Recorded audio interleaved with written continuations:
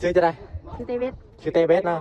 พาทุกคนไปติดตามส่องติ๊กต็อกเพื่อนเลยคนดังคนหนึ่งของคนสารเนาะนี่เสียปีนี่ชื่อจะได้มั้งนี่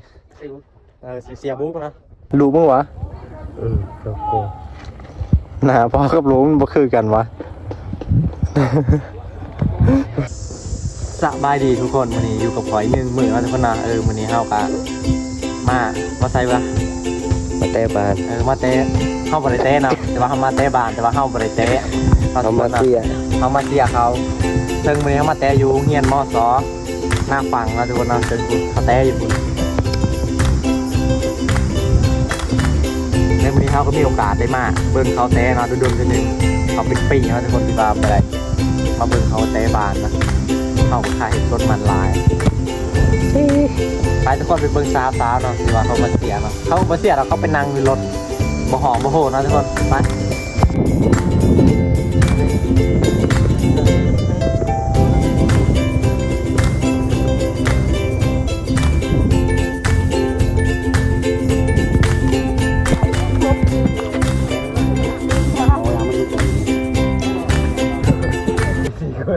สาวพวกนี่คนดังเด้อนี่เด้อมันดังสร้างตัดผมนะทัวร์เมื่อโค้งหูจักเบิร์ดเนาะผักเสียยังจ้ากระจายในเปียดผักเสกระจักเนาะตอนนี้เพิ่นเป็นหัวหน้าทีมเหรอบ่ลูกน้องมาเรานี่ลูกน้องเอานี่วันนี้หัวหน้าคนเบอร์5เบอร์3หัวหน้าเด้อเบอร์3ปัดเถอะแจ็คฮิปโปมาเตะบานอยู่นี่นี่เมียมาเนาะตัวเมียมาอันนี้ช่อง YouTube ล่ะ222อันนี้ช่างแจ็คโจ้บ่แจ็คโจ้เมกเบกโจเด้อทุกคนเด้อเก่าเลยอยู่นี่ว้ามื้อนี้จะได้สวัสดีกองเลยติโอ้สวัสดีชื่อจะได้ชื่อเตเ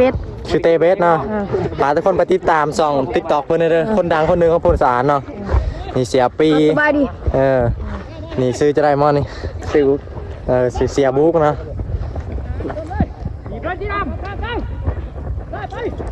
คาดว่าภาพเกมไพ่ซูซีกว่ากันสร้างพวกตอนนี้สร้างพวกกำลังคิดนางเนาะสร้างพวกกำลังเบิ่งเกมอยู่มาค่าต้นมาค่าทางแล้วราคาแบบของกลางสนามพุ่นเดี๋ยวถ้ามึงตื่นเกินนะมึงนี่เนาะนะครับเพราะร้อนแล้วนะมาแล้วนะสูตร3 เซนมาปีสวยดีบุ๊กไทยอ่านนะบุ๊กต้องอ่านบุ๊กอ่านชอบเมื่อยกินเลยเด้อน้ำเย็นเบิ่งเด้อทุกคนกินน้ำเย็นปีทีมงานโพสต์อ่านมีแต่คนรอๆหุ่นหนาขาวๆนี่แห้งขาวนี่ก็ห้ำใหญ่นะคุณนี่ก็รอมีแต่คนรอๆนะ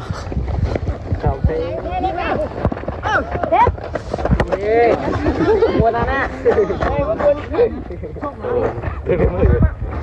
ฮัมกินน้ำไหมฮัมจะลูกไผ่ฮัมจะลูกป้าเถอะวะลูกไผ่โอ้เจ้าคนน่าฟังวะ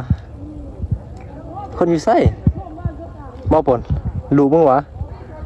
ครับกูนะพ่อกับลูกมันบ่คือกันวะแม่มันไปใส่วะแม่มันไปใส่แม่คาเบียเยอะแม่มันคาเบียนะมอนี่ก็เอาลูกมาลินลูกมากกันใหญ่ซ้ำมันมอนี่เนี่ยเอาเมียแต่13 ปีเลยมอนี่แต่ว่าตอน13 ปีเพิ่นก็เฮียนนำเอาเมียนำเนาะมอนี่นะเสียประวัติเพิ่นบ่ธรรมดาได้เพิ่งคิดหลายแต่ว่าออกแล้วจานวันนี้ก็อายชุดลอยเบอร์11คุยเถอะนะเบิกกองแน่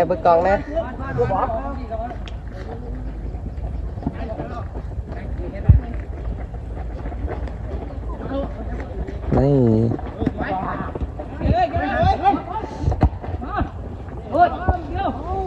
มาเราประวัติเขาต่อมันจะได้ตอนพอกันใหม่ๆกับเมียผู้นี้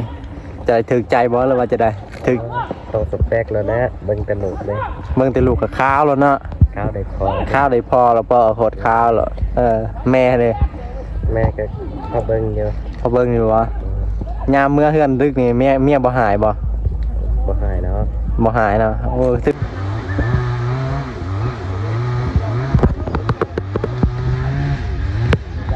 ตอนนี้ทีมเฮาก็เสียไป 3-2 บ่แม่นบ่เพิ่นเสมอ 2-2 เนาะเสมอ 2-2 บ่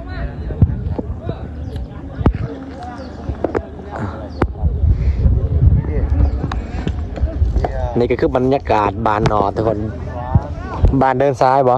แม่น บ้านเดินซ้ายนะขั้นบ่มักอีหลีล้อนี่คือว่าเฮ็ดบ่ได้เนาะเนื่องจากว่าทุกคนก็มีครอบครัวเนาะบางคนก็มีครอบครัวบางคนก็บ่มีเนาะส่วนผู้ใดก็มีครอบครัวก็ต้องชราครอบครัวมาเนาะขอบเมียมาบางเทื่อความมักในการแต่บ้านเนาะบางเทื่อเขาบ่ขอบเมียเลยทุกคนแบบจังได๋ รักมากแม่นบ่ รักมากย้อนใจมากเนาะ รักมาย้อนใจมากเนาะคือบางคนที่ว่าไปเฮ็ดเวียกเนาะที่แท้ในบ่อนรถทันเสื่องเกิดได้บ้านไว้แล้วเนาะที่แท้บ่ได้ไปเวียกมาแต่บ้านควบมาเข้ามากเนาะแต่คือบ้านเฮาก็คือบ้านเฮาทุกคนมันสิไปสู่แบบสิสร้างฝันเดินแต่บ้านเฮาบ่มีเส้นมีสายนะมันก็ยากนั่นเท่านั้นนะแต่ไปตามมันบานใส่ชีวิตไปมือๆเนาะมันก็คือความสุขเนาะความสุขของคนบ้านๆเนี่ยจังว่านี่ก็ยิ่งนะทุกคนเบอร์11ก็เก่งเติบเสือสีทะเลเด้อทุกคนนะเป็นสร้างตัดผมเพิ่นก็สละตัดผมมามือนึงเนาะเพื่อมาเตะบาสเพราะว่าเป็นสิ่งที่เพิ่นมักเนาะ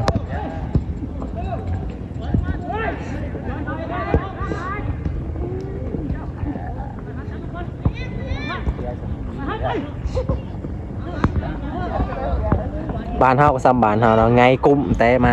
กัเตะบ้านแล้วก็ไพ่ชนะก็ซื้อหน้าไม่กันกินเนาะบ้านเฮาเลยทุกคนสามัคคีอยู่ไสก็บ่คือบ้านเฮาเนาะอยู่คันอยู่ในเมืองไปเฮ็ดเวียกเป็นลูกจ้างเขาสิบ่มีเวลามาใช้ชีวิตแบบนี้เนาะฉะนั้นทุกคนจงมีความสุขกับการใช้ชีวิตเนาะแต่บ้านไปบ่ให้เจ็บโตก็พอเนาะแต่บ้านเพื่อความม่วนซื่นแต่ว่านี่โอ้แซ่บได้ทุกคนกล่องอัดสิมัวๆหน่อยนึงเนาะนึกจะว่าขีตะเวนมันทางมาใส่มาต่อเหลือกเขาเห่ามาเลย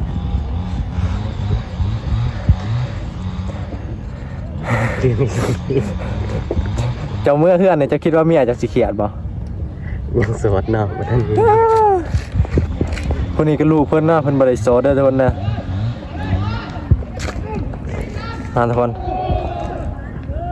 บ่แม่นยิงเขาหรือว่าบางหนึ่งโคตรกระซังแล้วนะทุกคนเนาะ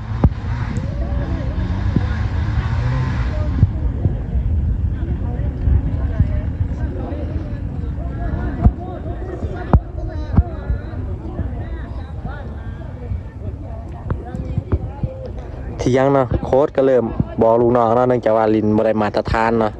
เนื่องจากว่าช่วงนี้บุญศีลกินทานหลายเนาะบุญแบบบ่วางเว้นนะสูงสุดระหว่าง2มือกับบุญอีก2มือกับบุญเนาะห่างกายบ่ฟิตส่วนนี้กินแต่เบียร์หลายบ่แม่นกินแต่เบียร์แต่คนมันบ่ได้นอนสอดแจงหลายคืนนี่มันก็บ่มีแห้ง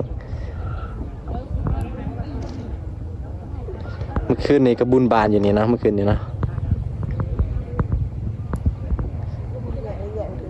ก็สายแจงมาเจอสายแจงให้กันเฮ็ดเพิ่นไผสิกินไผนะทุกคนเสื้อขาวมันก็ทีมน้าฟังนะส่วนเสื้อที่ทะเลอันก็ทีมโพนสะอาดเนาะ PN ตัดผมทรายเนาะซึ่งทีม PN ตัดผมทรายเพิ่นก็นี่เนาะเสื้อเพิ่นเนาะนี่เพิ่นบ่ได้จ้างรีวิวเนาะแต่เฮาก็สิทาให้เบิ่งนี่ PN ตัดผมทรายเพิ่นก็เป็นคนหนึงที่ว่าดังแม่นบ่แม่น นี่ครับเป็นคนหนึงที่วางเขตเมื่อโค้งเพิ่นกะเดินสิ่งคันบ้านหน้าเพิ่นก็บ่เคยผ่านแม่นบ่ แม่น แต่เพิ่นถ้าว่ามีการจัดคันแต่ละประเภทในบาทในเมื่อโค้งเพิ่นจะส่งทีมงานนี่ไปเนาะนี่เลยทีมงานพี่เอ็นตัดผมทรายบ้าน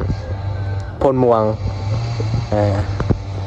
หลายคนอาจสิฮู้เนาะเขตเมืองโค้งหลังจากที่เฮาเตะบ้านแล้วนะทุกคนเนาะบ้านก็เสมอ2-2บ่ได้สนใจเบิ่งเนาะมันแดดแน่แล้วมวนแน่เนาะหลังจากกินเบียร์ตอนเช้าทุกคนเห็นผู้สาวคนเช้าก็สิทายผู้สาวคนเบิ่งนะทุกคนผู้สาวขายหมองโมคนถาเบิ่งนะแล้ว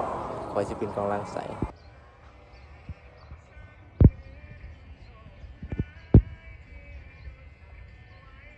ผู้สาวต้อง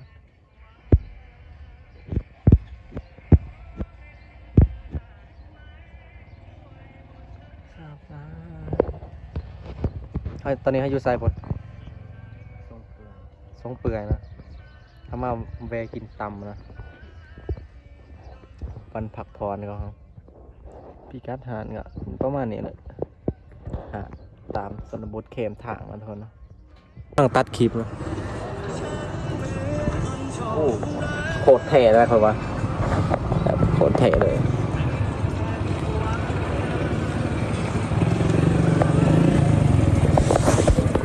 เอาบ่ฮานบ่แหงเนาะเนื่องจากว่าแถวนี้ไว้รุ่นเดือดนะทุกคนไว้รุ่นพอแต่งกระลายแล้วต้องเก็บอาการนะ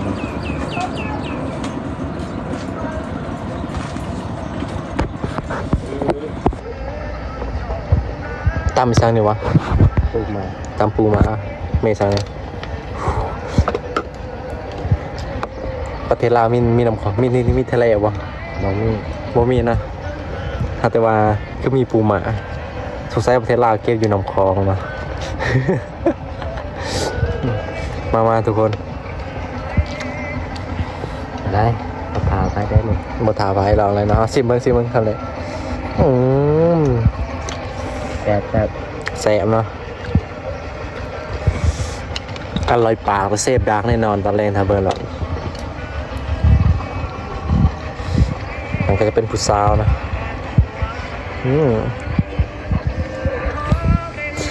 ผู้สาวตะปน